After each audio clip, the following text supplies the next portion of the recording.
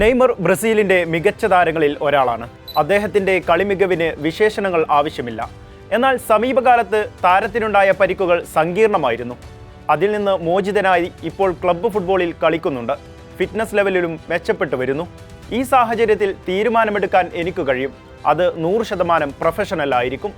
ഏതാനും ദിവസങ്ങൾക്ക് മുമ്പ് കാർലോ ആഞ്ചലോട്ടി പറഞ്ഞ വാക്കുകളാണിത്. ലോകകപ്പിന് നെയ്മർ ഉണ്ടാകില്ലേ എന്ന നിരന്തര ചോദ്യങ്ങൾക്ക് പിന്നാലെയാണ് ബ്രസീൽ പരിശീലകൻ പ്രസ്താവന നടത്തിയത്. 5 ദിവസം പിന്നിട്ടില്ല. ഫുട്ബോൾ പ്രേമികൾ കാത്തിരുന്ന സന്തോഷ വാർത്തയെത്തി. അതെ, ആഞ്ചലോട്ടി അത് പ്രഖ്യാപിച്ചു. കാനറികളുടെ സുൽത്താൻ ലോകകപ്പിന് അമേരിക്കയിലേക്ക് പറക്കുമെന്ന്. അമേരിക്കൻ ഭൂഖണ്ഡത്തിൽ ഫുട്ബോൾ ലോകകപ്പിന്റെ വിസിലുയരുമ്പോൾ ബ്രസീൽ സംഘത്തിൽ നെയ്മർ ഉണ്ടാകുമെന്ന് തീർച്ച. ലോകമാകെയുള്ള ബ്രസീൽ ഫുട്ബോൾ പ്രേമികളെ ഏറെ ആശങ്കയിലാഴ്ത്തിയിരുന്നത് നെയ്മർ ഉണ്ടാകില്ലേ എന്ന ഒരൊറ്റ ചോദ്യമാണ്.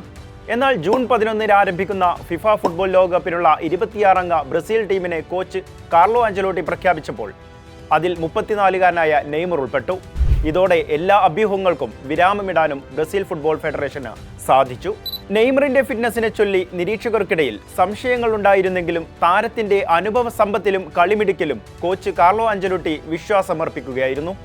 ഇതാണ് താരത്തിന് തുണയായത്.